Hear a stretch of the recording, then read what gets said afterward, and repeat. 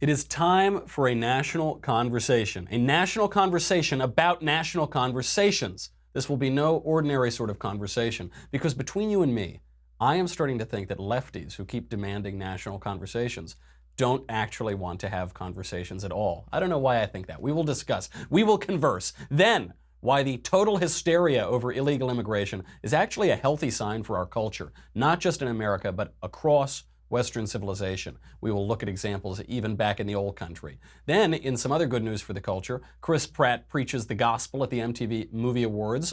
And finally, on this day in history, the U.S. executed Soviet spies Julius and Ethel Rosenberg, but the left just don't want to admit it. I'm Michael Knowles, and this is The Michael Knowles Show.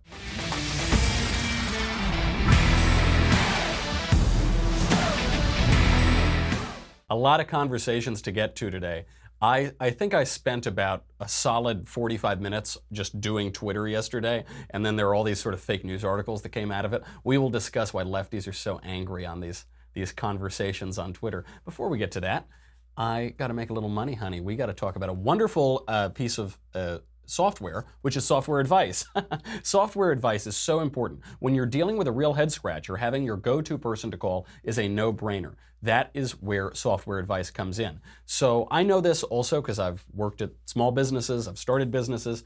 When it comes to picking the right software for your business, software advice has done all the research for you. So you start a business and you need software to get started, but you don't know well, is this client better than this client? Is this software better than this? How do you do it? How will this integrate? What will it do? Blah, blah, blah. Don't waste your time. Don't waste your money. You got to get a business off the ground. Do it the right way. Do it more effectively, and do it with software advice, which is absolutely free. Just go to softwareadvice.com/Knowles, Knowles. Answer a few short questions about your business.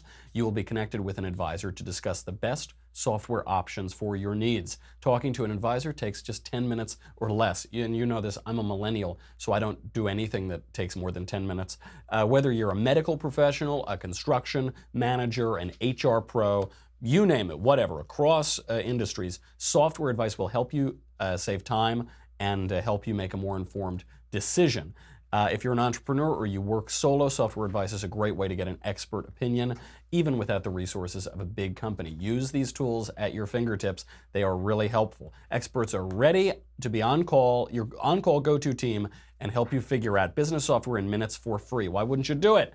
End the software struggles today. Go to softwareadvice.com/Knowles, Knowles, to get started. That's softwareadvice.com/Knowles, Knowles.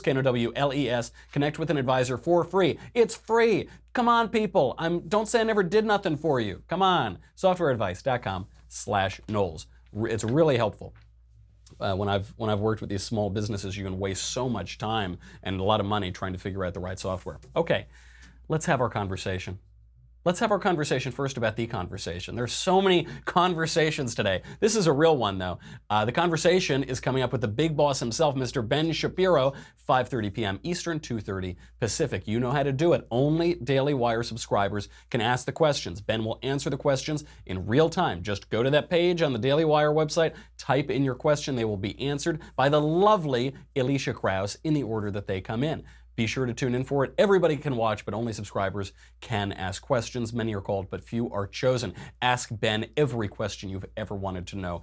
Ben, what does your wife do for a living? I've known Ben for years at this point. He's never actually told me. So you can ask that question yourself. Watch the conversation. 5:30 p.m. Eastern, 2:30 Pacific, and become a subscriber. That way you can talk to Ben yourself. It's weird though, because I'm a subscriber, but Ben won't talk to me. Maybe I've got to take that up with HR or something like that, with my subscription manager at the Daily Wire. Okay, so I want to have a conversation with you about national conversations. That's the euphemism that Democrats and lefties are always using whenever they just want to shove something down your throat. So they say we need a national conversation for it. Even people on the right have picked up this kind of language. Let's take a look at just a quick little overview of all of the national conversations. We're having a national conversation about it. Now, to help drive a national conversation. We've ignited a national conversation about mental health. Trying to advance the cause of the national conversation about such things as immigration. National conversation around sexual harassment. Behind this national conversation on transgender rights. You know, we must have a national conversation on race. Donald Trump's vulgar remarks about women started a national conversation about sexual assault. Oh, did it now, Mr. CBS anchor guy. National conversation means whatever Democrats want to talk about and Democrats talking to you about them. That's what a national conversation is. Look at Donald Trump. For those of you who can't see it, this is the image on CBS News. Donald Trump's lewd comments started a national conversation on sexual assault, and it says hashtag not okay underneath Donald Trump. This is on CBS. This is purportedly a journalist outlet. Okay. So Donald Trump said some vulgar things in a private conversation to Billy Bush, little locker room talk. That started a national conversation. But when Bill Clinton was sexually harassing his interns and actually raping people, that didn't start a national conversation, right? Why didn't it start a national conversation? Oh, because you people control the national conversation. Or at least you used to before the new media broke the mainstream media's stranglehold on what we're all talking about it. Now, you've got to see through this euphemism. There are so many of these lefty euphemisms we hear about. Politically correct does a lot of this, right? There are all these little terms that we use that don't really mean what we say that they mean. This is one of them because it's not a conversation. I'll tell you this happened to me yesterday on Twitter. Some comic book guy with a blue check mark, I don't know what he does, he started tweeting all these vulgar and mean things at me because I was suggesting that we shouldn't have completely open borders and we should try to stop illegal immigration because it hurts both the United States and the illegal aliens themselves.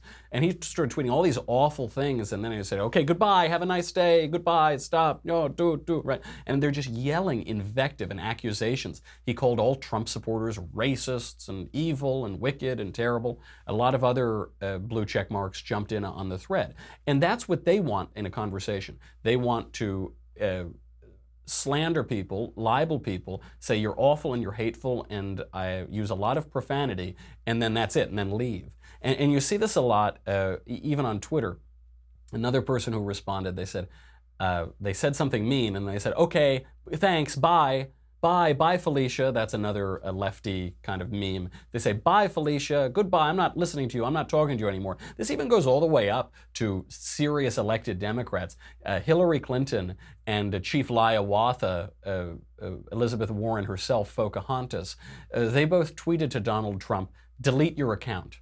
So Hillary Clinton tweeted, she said, delete your account when he said something, who knows. And then Elizabeth Warren, the same thing. Seriously, delete your account, delete it, right? That's not a conversation, that's the opposite of a conversation.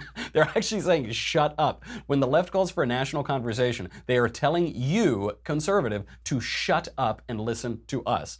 It is, you know, I did a PragerU video on this, on how the left manipulates language to mean the opposite of what it is, like social justice, which when the left says it, it means not justice, you know, and so that's what they do with the conversation. It means not a conversation, the opposite of a national conversation. Then that kid from the school that had that awful shooting in Florida, David Hogg, who immediately after the shooting became a CNN celebrity and was on CNN all of the time, he recently tweeted out, if we get these advertisers pulled, maybe Laura Ingraham will have to become a camp counselor and learn how wrong she is. And this just came out today. David Hogg and some of the other activists from that county in Florida have been trying to get Laura Ingraham kicked off the air for a long time. Why? Because they disagree with her opinion. That's not a national conversation, is it? That's trying to shut up the other side. That is, and you see this on campuses all the time. People physically assaulting speakers at campuses. Ben Shapiro goes to Berkeley. It costs $600,000 to secure the city and the campus against a 5'9" Orthodox Jewish guy who's relatively mild-mannered. You know, there was a free speech conference at Yale, and as the students were walking into the conference, there were protesters spitting on them, literally spitting on them. They say, how dare you want to speak? Puh. You know, so it's all the opposite here. Why is it? Why is that the national conversation for Democrats? It's because they don't understand what you're saying. You can tell this in all conversation. I reference Twitter because it's where people have these very fast conversations all the time, and sometimes there are a lot of followers, so these conversations are magnified and we can watch them. But Twitter is not an aberration. Twitter is the natural conclusion of conversation and of people's character. So it is conversations that are really happening. But they say that character is what you do when you think nobody's looking. I think a lot of these people wouldn't come up and look you in the face and say you're an evil, vicious Nazi, because they're probably afraid of you. They don't have the courage to do that. They don't have the guts. But from behind their keyboards, from behind their screens, they'll say whatever they want. Character is what you do when nobody's looking at you in the room. A lot of people have courage there. And so it's this natural conclusion. But who would ever talk to somebody that way? When you look at two people having a conversation in real life, on television, on a debate stage, or on Twitter, the person who's calm and who just sort of responds with citing certain facts or certain logical arguments, that guy probably knows what he's talking about. And the person who's screaming and ripping his hair out and yelling invective and all that, maybe that guy doesn't know exactly what he's talking about. It is actually a pretty good mirror for conversation. And usually, the louder people are, the less they know. The more they're screaming, the more profanity they use, the less confident they are of their opinion, because they have to juice it up with all these sort of little add-ons. Listen, I've invited a lot of Democrats on this show. I've invited a ton of lefties, wackos, radicals, Democrats. The only one really who's come on is Tom Arnold. So, Tom Arnold did come off a little eccentric on the show, and a lot of people are attacking him for that. But I got to say, at least he came on. All these Democrats calling for a national conversation, they'll never come on the show. They won't do it. Why? Because they're not confident of their views. They don't know what they're talking about. And when you don't know what you're talking about, you get very angry. There was that wonderful study from Jonathan Haidt that came out a number of years ago, which showed that the conservatives broadly understand the left much, much better than the left understands conservatives. And if you don't understand conservatives, if you're a lefty and you don't understand why someone would want to enforce our own immigration laws, or why we don't want perfectly open borders where people can flood unvetted into the United States, if you don't understand that, then the person who is offering those opinions can be one of two things: stupid or evil. Right? If you're a progressive, you have an idea of progress, you have a utopia at the end of the line, then if you're going to stand in the way of progress, which is so clear, you can either be stupid or evil. And when they look at well-spoken conservatives, they say, oh, you have to be evil. And when they look at inarticulate conservatives, they say, you have to be stupid. But the answer, of course, is neither. I don't think that the left is stupid or evil. I'll tell you what I think they are before we do that. Let's talk about ExpressVPN. This is so important. This is so, so important. You are being tracked. You are being spied on right now by mobile carriers, by internet service providers, by possibly hackers who have total access to your web history and internet data. And if I know anything about my audience, it's that they look at some pretty weird stuff on the internet. That's going to be my bet. I'm not exactly a gambling man. You go sometimes late at night, you go down into the basement, you open up that secret tab on the browser, and then you type in DAILY, wire.com, Daily Wire, and you hope no one's looking or anything. Yeah, well, you don't want people to know about that. Come on. ExpressVPN can really help. It encrypts your traffic and sensitive data while masking your IP address. It conceals your online activity from everybody. Look, it's all in the news. You've been getting all those emails and new privacy policy, new privacy, new privacy. Yeah, right. All Mark Zuckerberg's going before Congress, these big tech giants who have all of your data that we've just given to them for some reason, they've all been testifying because they know this is a big deal. Don't let them track you. Comcast, Verizon, Time Warner, the list goes on and on and on. With ExpressVPN, my internet data is encrypted with my IP address hidden. It's less than $7 a month. It's rated the #1 VPN service by TechRadar, dozens of other expert reviewers. Seriously, guys, $7 a month. You do not want your personal data out there. You don't want people spying on you, especially if you use public Wi-Fi at the coffee shop or the airport or whatever. Do not do it. It is the best $7 you're going to spend. Make sure, you'd be crazy to go on unsecured Wi-Fi these days. Take back your internet privacy today. Find out how you can get 3 months for free. Don't say I never did nothing for you. Go to expressvpn.com/covfefe, COVFEFE. That is EXPRESSVPN COVFEFE, COVFEFE. I hope you're good at spelling. That is 3 months free with a 1-year package. Every day you use the internet with ExpressVPN, you're putting sensitive information. Oh, I'm sorry, every day you're using it without ExpressVPN, you're putting your sensitive information at risk. When you use ExpressVPN, you'll be protecting your data, and that is really, really valuable. Do not put it off. Do it right now, expressvpn.com/COVFEFE to learn more. So I don't think that lefties and Democrats and all the ones who are yelling invectives and everything against us, I don't think that they're stupid or evil, broadly speaking. I just think they're ignorant. They're ignorant of these things. When they come out, 2014, 2015, Barack Obama was doing exactly the same thing that everyone is hysterical for Donald Trump doing right now on immigration. Minors were being detained. They were being detained by the U.S. government. In some cases, they were being separated from their families. In some cases, they were being held in custody with their families, which the Ninth Circuit Court of Appeals ruled is illegal. So then they had to be pulled away from their families. This is the New York Times reporting on this, 2014, 2015. Judge G also found that migrant children had been held in widespread, deplorable conditions. I got to tell you, if for those of you who don't believe in a divine hand and everything, look at that adjective there. Deplorable conditions. As the left is losing its mind over a policy that Donald Trump is basically just continuing and in some ways finally enforcing, the word that the New York Times used to describe, and this judge used to describe the Obama administration years ago, is deplorable. It's too good. In Border Patrol stations after they were first caught, and she said the authorities had wholly failed to provide the safe and sanitary conditions required for children, even in temporary cells. So, by the way, all the stories that are coming out, these opportunistic Democrat politicians are now flooding down to these centers where the children are being held by HHS. Not by U.S. Marshals, but by HHS.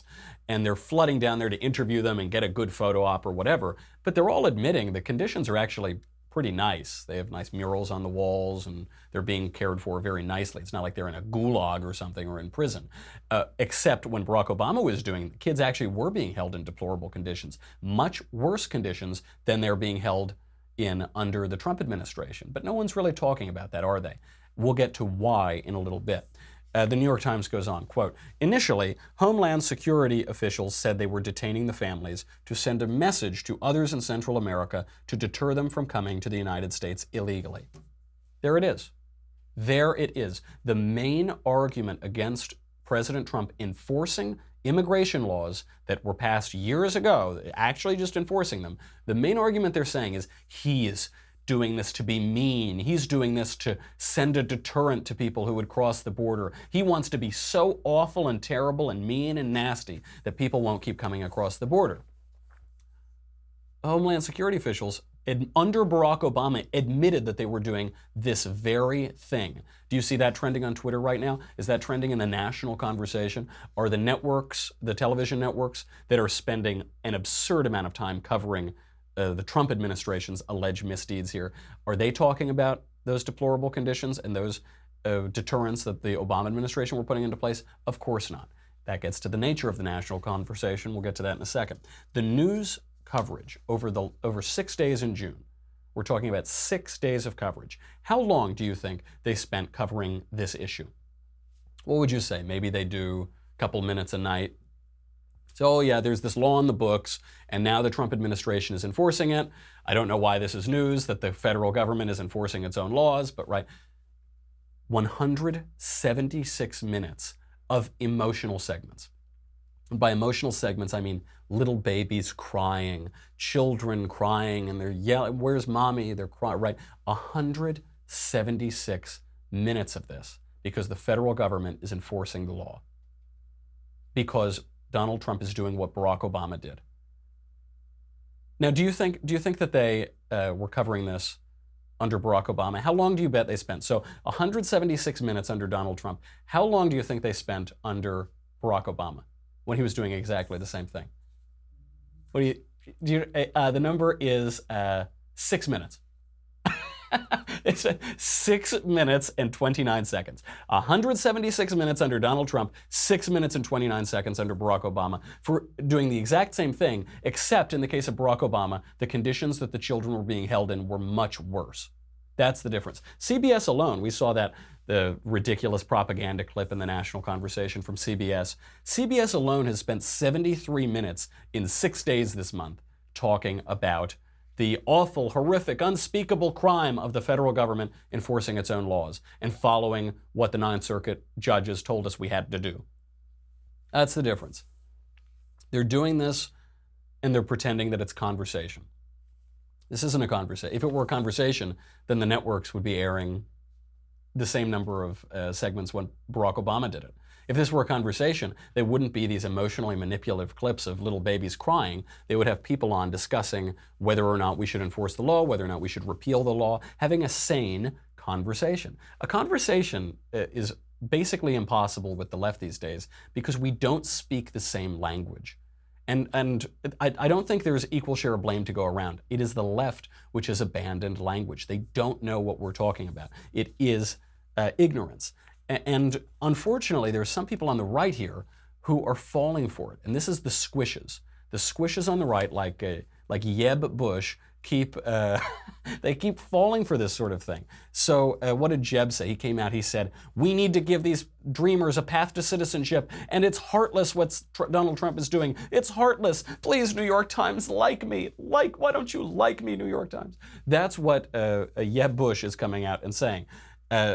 They're falling for it. Laura Bush published that awful op-ed, that terrible slander against Republicans and against the Trump administration yesterday, saying that if you're basically a bad person if you think we should enforce immigration law that was signed into law under her husband. She failed to mention that in the op-ed that she wrote, didn't she? Donald Trump knows better than this. We're very lucky that the guy is in office right now, because lesser, weaker politicians, this would have broken them. The call, you hate little children, you hate little babies. Forget that it's all nonsense. Forget that it's all media manipulation. This would have broken other presidents. They would have said, I'm sorry, we'll stop it. My bad, mea culpa, mea maxima culpa. Not Donald Trump. He doubles down. He responds, he says, crime in Germany up 10% plus since migrants were accepted. And this is not being reported, and America, be smart. Now that seems like a zag. Why is he talking about crime in Germany? He's talking about crime in Germany to put an image to what this could mean for the United States. We see what's happening in Germany. We know that the country is being flooded with aliens and refugees, quote unquote, who are causing a lot of terror attacks. And he says, if you don't have borders, you don't have a country. In the past 4 years, 1,000 people in Germany have been killed and injured by refugees. 1,000 people in 4 years by refugees. He's drawing that image for you. And he kept on swinging. Here's President Trump. Democrats love open borders. Let the whole world come in. Let the whole world, MS-13 gang members from all over the place, come on in. We have open borders. And they view that possibly intelligently, except that it's destroying our country. They view that as potential voters. Someday they're going to vote for Democrats because they can't win on their policies, which are horrible. They found that out in the last presidential election.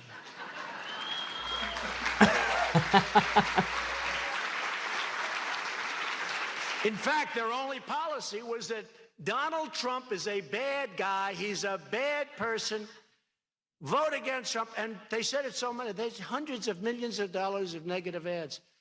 Nobody's ever been hit like that. I used to go home. I started disliking myself. It's true. I said, man, am I that bad? That's exactly right. That's all they've got. They go, you're bad, you're bad. And you say, but what about this? They say, you're bad. If we were to actually have a national conversation in this country, I think this is what it would look like. Clip 2. I want you to tell me the names of the fellas on the St. Louis team. I'm telling you, who's on first, what's on second, I don't know who's on third. Do you know the fellas' names? Yes. Well, then who's playing first? Yes. I mean, the fellow's name on first base. Who? The fellow playing first base for St. Louis. Who? The guy on first base. Who is on first? Well, what are you asking me for? I'm not asking you, I'm telling you. Who is on first? I'm asking you who's on first. That's the man's name. That's whose name? Yes. Well, go ahead and tell me. Who? The guy on first. Who? The first baseman. Who is on first? Have you got a first baseman on first? Certainly. Then who's playing first? Absolutely. When you pay off the first baseman every month, who gets the money? Every dollar of it. Why not? The man's entitled to it. Who is? Yes. So who gets it? Why shouldn't he? Sometimes his wife comes down and collects it. Whose wife? Yes. After all, the man earns it. Who does? Absolutely. Well, what I'm trying to find out is what's the guy's name on first base? Oh, no. What is on second base? I'm not asking you who's on second. Who's on first? That's what I'm trying to find out. Well, don't change the players. I'm not changing nobody. Take it easy. What's the guy's name on first base? What's the guy's name on second base? I'm not asking you who's on second. Who's on first? I don't know. He's on third. We're not talking about him.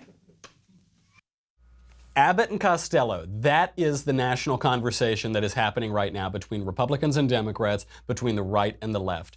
The Republicans and Democrats are Bud Abbott, the tall guy, the straight man. Or I'm sorry, the Republicans are Bud Abbott, the tall guy, the straight man. The Democrats are Lou Costello, the sort of shorter, pudgier, unkempt one wearing the silly hat. Actually, I think I just described the Democrat Party perfectly. That is the national conversation, because an often overlooked aspect of Who's on First, maybe the most famous comedy routine in history, is that the straight man, Bud Abbott, understands exactly what's going on.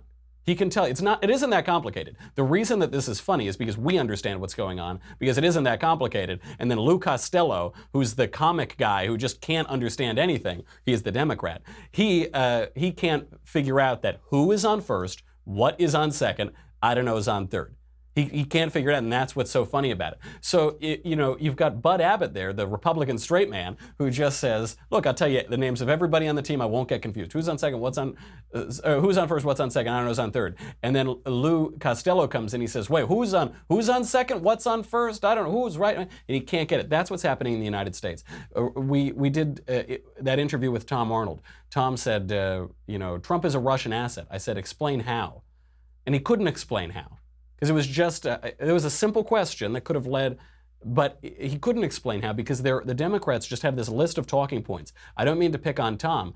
Everyone is spewing this on that side of the aisle. All they have are these shallow talking points. They can't follow a logical argument. They're not interested in following a logical argument. Then, getting back to who's on first, you see Bud Abbott, he stays basically calm. He says, look, this is what it is, naturally, absolutely, do. And Lou Costello, he's getting angrier and angrier. He goes, I'm gonna zing, right? And that is the Democrats right now. They're ripping their hair out. And they're also wearing stupid hats, just like Lou Costello. They're going out there and wearing those silly hats. This is in black and white, so I can't tell if Lou Costello's hat is pink or not, but that is what the Democrats are doing right now. You can't have a national conversation with that. They aren't up to the level of discourse. They aren't sufficiently able to use language and to process ideas to be able to communicate that. Somebody on Twitter tweeted out at me, some lefty, said, F you and F this and F and do. And some other blue check mark guy, I don't know, I think he's a writer, he said, I couldn't have said it better. I couldn't have said it better myself. I said, I know you couldn't have said it better. That's the sad part about our culture. You're a professional writer and you couldn't say it better. David McCullough says to write well is to think clearly. That's why it's so hard. When you see these wacko lefties on Twitter using profanity and slurs and calling you all sorts of bad things, it's because they aren't thinking clearly. But if they're not thinking clearly, if they're not willing to use their cognitive faculties, you cannot have a conversation. That is just not possible. And so at least some people like President Trump, they see this for what it is. The squishy people, they see the Democrats get really angry. They say, oh, we should take them seriously. We should try to seriously engage with your temper tantrums and with your invective and your slurs. We should seriously. And Donald Trump says, no, I'm not going to reward you for acting like a little child. I wouldn't have a heightened discourse with a little toddler. They're not capable of that. They're all emotion and angry and not able to think clearly. So I'm just going to punch right back. I'm going to hit you right back. And he keeps doing that. He's not taking the Democrat premises, and we shouldn't either. They're not interested in a national conversation. They're interested in entrapment and just using a cudgel and banging you on the head. That's what they want. Like Lou Costello starts to get angry with the bat, right? He goes, I'm going to get you. But then, no, don't let him do it. Don't let them do it, because that's what they want. Here's another great example of this, is the UN Human Rights Council. It was just announced today that we're pulling out of the UN Human Rights Council. And this was a headline on the left. They said, oh my gosh, Donald Trump is pulling out of the UN Human Rights Council. Oh, no, no. Who's on the UN Human Rights Council? Let's just see if I can remember a few. Cuba's on it. Venezuela, people starving in the street eating rats. Venezuela is on the human rights. Saudi Arabia is on the Human Rights Council. Yeah, they finally let women drive this year. They're finally considering letting women drive. China, which had a national policy for decades of mass abortion of children. And it's been a slave state since the communists took power. So that's the Human Rights Council. Donald Trump saw through that. He doesn't get tricked by those claims, those premises. He says, nope, here's reality. It's really, and this is actually good news for the culture. We're gonna have to sign off, but before we do that, I do want to point out, this is a good thing. This is the last gasps of a sick culture. The tide is turning. The left has nothing left. Worldwide, Italy has just elected a government that wants to deal with this craziness, the illogic of open borders, for instance. And it's actually sort of what we would call bipartisan. There's this right-wing party, the Movimento the Lega party, and then this sort of left-wing party, the Movimento Cinque Stelle, and they've formed this coalition government. Matteo Salvini is the interior minister there, and he turned away a ship of so-called refugees, the MS Aquarius. And these aren't refugees who were just off the coast of Calabria and they pulled them on shore. These boats would go and prowl the Libyan coast and find anybody who was, sitting in a tube drinking a daiquiri, probably not exactly doing that, but who were very close to the Libyan coast, and pick them up and bring them to Europe, and they get to stay in Europe. And Italy has to deal with all of that. It doesn't make any sense. There are 1.26 billion people in Africa. Is Italy going to absorb over 1 billion people? I don't think so. By the way, this got shock and indignation all around Europe. Germany was horrified. France, Macron was horrified. Oh no, this is terrible. What could happen? Meanwhile, by the way, as Angela Merkel is so shocked and horrified by this, the German Interior Minister, Horst Seehofer, who's the head of Bavaria's Christian Social Union, actually called up Salvini and congratulated him. He said, oh, thank you for having common sense and finally turning this away. Salvini said to Macron, he said, oh, if you're so upset about this, how about you take all these refugees for years and years and years? Macron hasn't responded yet. And 60% of Italians support this policy. Because there is a turning, not just in the United States, but worldwide. It's working. How about in the United States? Trump's popularity, mainstream media breathlessly reporting the poor little kids that are being ripped out, making up total fake news with regard to the Obama administration. Trump's popularity hits an all-time high, 45%. Amidst all of this, all-time high, 45%. There's a top Democrat candidate running for Congress in West Virginia. His name's Richard Ojeda. He's campaigning on this line, I voted for Trump. That's one of his campaign lines. Top Democrat prospect is saying, I voted for Trump. Please vote for me. Really, really good news for the culture. We've got even more good news for the culture. We got to talk about Chris Pratt. We got to talk about, we've got to get our daily World Cup update. And we've got to talk about the Rosenbergs, America executing Soviet spies back when we had a spine. But I've got to say goodbye to Facebook and YouTube. I'm sorry, folks, but yeah, it's all right. You'll get to come back later and see the conversation with the big boss, Ben Shapiro. That's coming up soon. If you subscribe, you get me, you get the Andrew Klavan Show, you get the Ben Shapiro Show. $10 a month, $100 for an annual membership. None of that matters. This is what matters. Because the mainstream media, they are losing their minds. They are Lou Costello. They're running all this, and oh, wow. Wow, that tastes like 45% approval ratings, doesn't it? It really does. Go to dailywire.com. We'll be right back.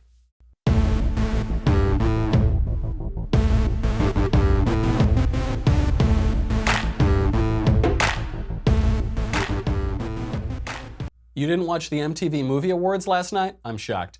If you missed it, here's all you need to see from it. This being the Generation Award, I'm gonna cut to the chase and I'm gonna speak to you, the next generation, okay? I accept the responsibility as your elder, so listen up. You have a soul. Be careful with it. God is real. God loves you. God wants the best for you. Believe that. I do. Learn to pray. It's easy, and it's so good for your soul.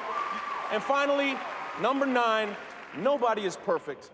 People are gonna tell you you're perfect just the way you are. You're not. You are imperfect. You always will be, but there is a powerful force that designed you that way. And if you're willing to accept that, you will have grace. And grace is a gift. And like the freedom that we enjoy in this country, that grace was paid for with somebody else's blood. Do not forget it. Don't take it for granted. God bless you. Please get home safely. Thank you. Preach!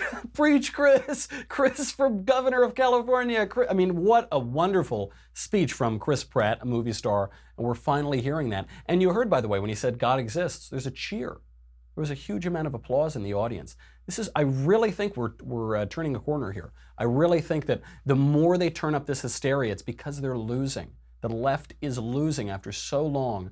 They aren't making, and so thank goodness we have political leaders who are willing to stand firm and say, nope, we're not going to have open borders. We're not going, no, you failed, your policy failed, your policy is morally idiotic. We are going to protect our country and stand firm against that. It doesn't matter. It's just like a little, they're just bubbling all their anger, but it's because they're losing.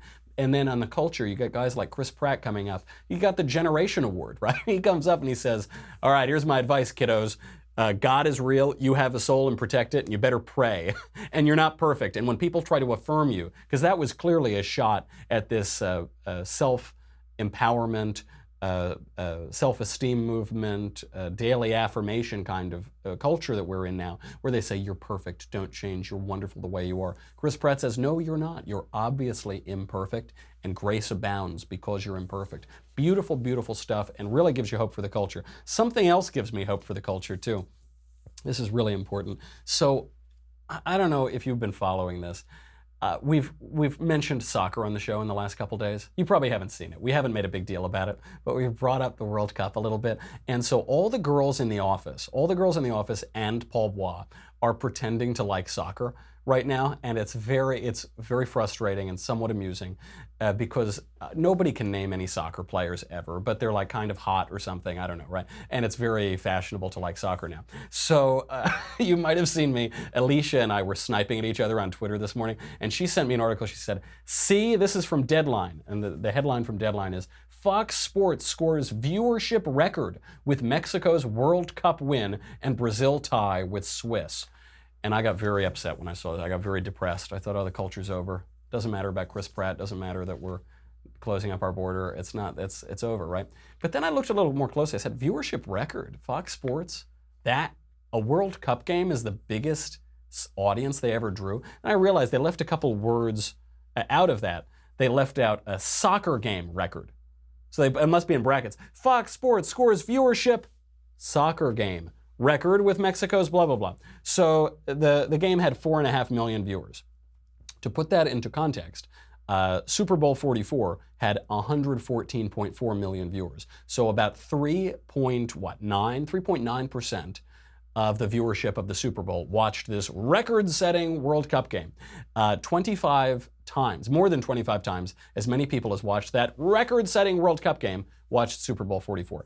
The Oscars 2018, there was an all-time low in ratings, all-time low in viewership, still got over 26 million people. So the lowest rated Oscars ever got 6 times as many viewers as the record-setting World Cup game. The average NFL game gets 14.9 million viewers. That is the average average NFL game. The lowest rated of last season was about 8 million, a little over like 8.1 million, and the highest was almost 26 million, compared to 4.5 million for the record-setting World Cup game. Oh, thank goodness. Oh, thank goodness. But this does show you something, by the way. The Deadline headline, which we're seeing in a lot of places, record-setting, viewership is way, way up. It's just propaganda. There is a concerted effort among the media to get Americans to like soccer. And they're not even hiding it. They write articles all the time that say, you should like soccer. Here's why you should watch soccer. I talked about this on the Andrew Klavan show the other day. But it's fake news, thank goodness. It gives me hope for the culture as I lose half of my audience.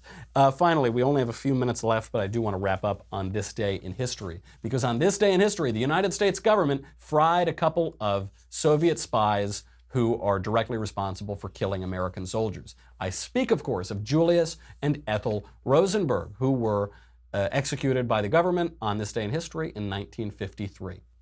This is an important case, not really because of the Rosenbergs, but because of what it means for the left in America and our national conversation, as we always call it. So Julius he worked in the Army Signal Corps Engineering Laboratory, and he was, working around this laboratory on important projects, right, at a time when the United States is developing atomic bombs and fighting major wars and really trying to get an edge on our opponents, but not only in the Axis powers, but also after our alliance with Russia.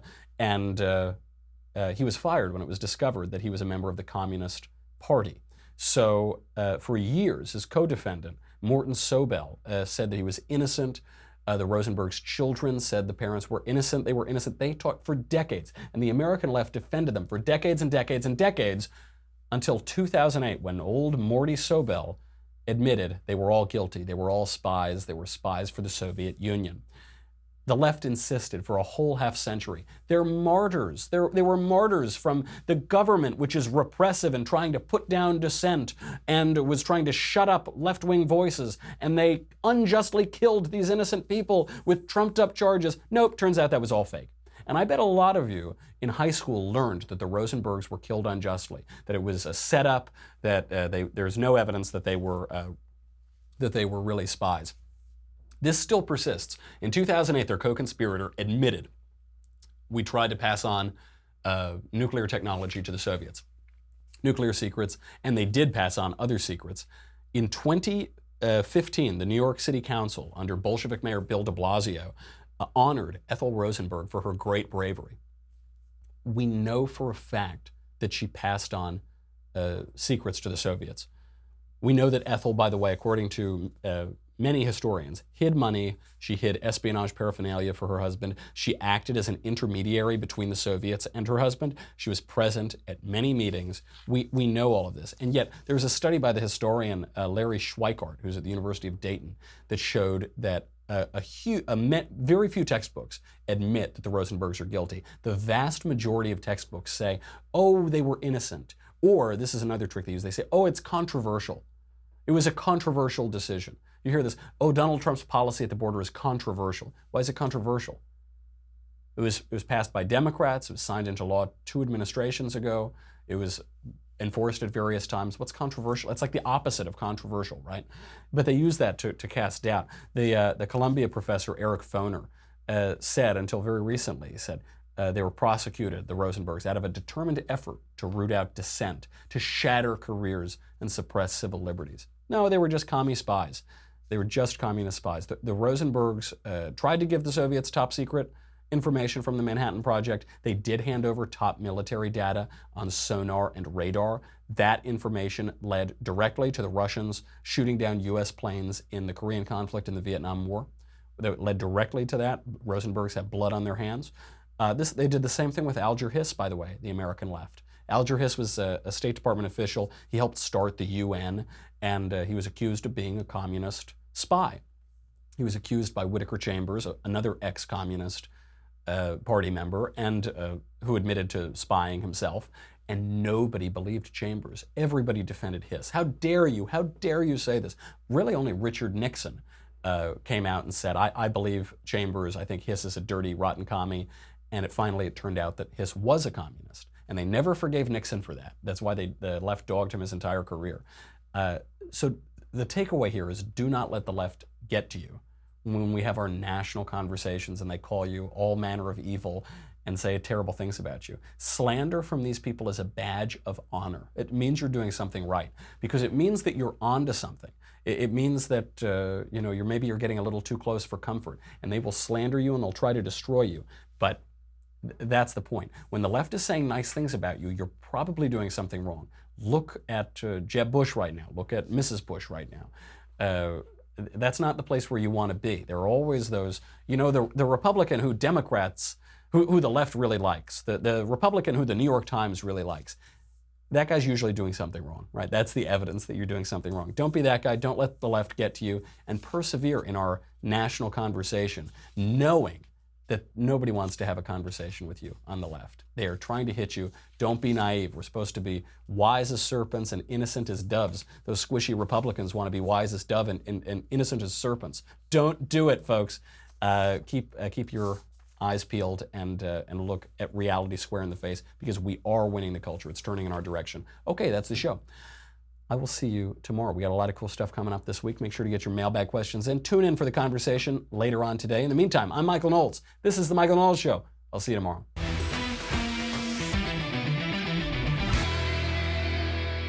The Michael Knowles Show is produced by Senia Villarreal. Executive producer, Jeremy Boring. Senior producer, Jonathan Hay. Our supervising producer, Mathis Glover. And our technical producer is Austin Stevens. Edited by Jim Nickel. Audio is mixed by Mike Coromina. Hair and makeup is by Jesua Olvera. The Michael Knowles Show is a Daily Wire Forward Publishing production. Copyright Forward Publishing 2018.